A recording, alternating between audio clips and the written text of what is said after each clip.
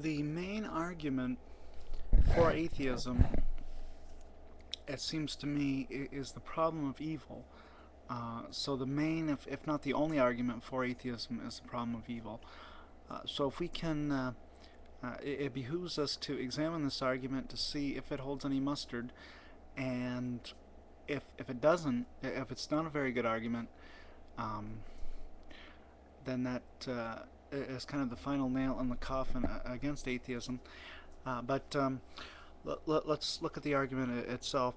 Now, the idea of this argument, in the form that I'm going to present it here, is that it's the Christian or theist view, uh, the theistic view, or the Christian view, is self contradictory. Okay, so we can express it as a reduction to absurdity. The zeroth premise of the argument is that there is a God who is um, loving, all powerful, all knowing, and the first premise of the argument is that a loving God, a good God, would want to uh, eliminate evil, or keep evil from happening in the first place. The second premise is that an all-powerful God would be able to do so if he wanted to, prevent evil. And the third premise, yet we do see that there is evil in the world. So the conclusion, therefore, God cannot exist. Well, when we're critiquing a formal argument, we want to do it formally and make sure that we do it in the proper way. So we either deny the one of the premises, or we can show in some arguments that the conclusion does not logically follow from the premises. So I think the conclusion does follow from the premises. It's a valid argument, um, but the premises are not all true. So a good God, a loving God, would want to prevent evil from occurring. Well, this is a bit problematic. We know that this is not necessarily true, and we can know this by way of analogy. If I were to suppose that I had a child who I love very dearly, would I prevent all evil from happening to this child? Well, no. There are appropriate. Uh,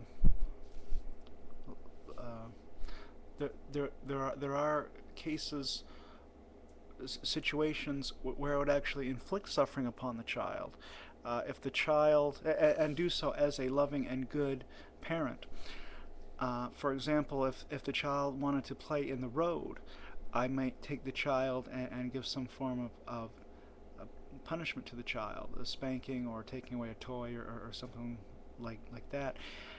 Why am I punishing the child? Because I love the child. I'm inflicting pain on the child because I love the child. Or alternatively, I may bring the child to a doctor's appointment, and the doctor finds uh, something wrong with the child's body, perhaps a cancerous tumor, or something. So the doctor, that I then have the doctor go in and cut out the tumor. Well, surgery is a painful thing. I'm inflicting pain, or I'm paying a doctor to inflict pain on my child. Of course, that's not the reason why I'm paying him. I'm paying him to cure my child, but I'm allowing him to inflict the pain that is necessary. So we see that a good or loving being can allow pain to occur to another being, to a being that first being loves. So the logical argument, or the deductive problem of evil, is logically unsound. A good God does not necessarily want to prevent suffering or pain or evil from occurring. So the argument therefore fails. Now, we can go one step better. Not only is it possible for there to be suffering in the world if there is a God, it's what we would expect, because God has created us on the Christian view, and what we're saying is that the Christian view, what we're examining whether the Christian view is internally self-consistent or not. So on the Christian view, people, human beings, have a free will. God has created us with the freedom to choose. So if we truly have freedom, then we can freely choose to do what we ought not to do. And if we choose what we ought not to do, then we're the ones responsible for evil in the world. So God creating us with a free will is a good thing. It's a loving thing. But because of that, we have the ability to bring evil into the world. So the fault rests with us as human beings and not with God. So on the Christian view, it's not only not a contradiction, it's what we would expect, because human beings are, as the Christian view says, totally depraved. So those are just some thoughts on the problem of evil. And if the problem of evil can be solved, and we just saw how it is solved, then the main, if not the only, but certainly the most important argument for atheism collapses, and that makes atheism untenable.